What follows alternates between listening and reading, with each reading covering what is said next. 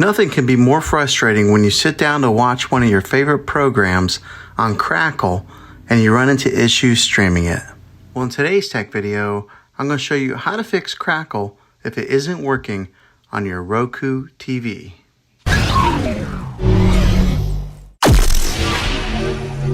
I'm going to show you a few really simple ways to try and solve your problem and get it back up and running again. The first one is the easiest one to try, and that is to unplug your TV from the wall outlet and wait 60 seconds. Now don't be impatient here, wait the whole 60 seconds, then plug it back in. This is very different from turning your TV on and off with your remote control. This is what we call a hard reset of your TV, so make sure you do this method. If that doesn't work, then find the router that is giving you Wi-Fi and unplug the power to that for 60 seconds. Then plug it back in. If it fixes it, great. If not, let's move on to the next method. Try deleting the Crackle app on your TV.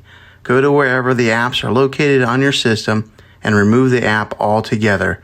Then reinstall a Crackle app again. After you reinstall it, you might have to log back in with some of your credentials, but hopefully this will work. If that doesn't work, then I recommend buying an affordable Roku Stick, Apple TV 4K, or Amazon Fire Stick and plug that into your TV to use as your main streaming player. You'll be able to access the Crackle app that way. I'll put links in the descriptions down below of where you can get one. Well, hopefully this video was helpful for you. If it was, go ahead and click a thumbs up on it. Go ahead and subscribe to my channel. I make tech videos all the time, and I would love to have you back in the next one. Take care.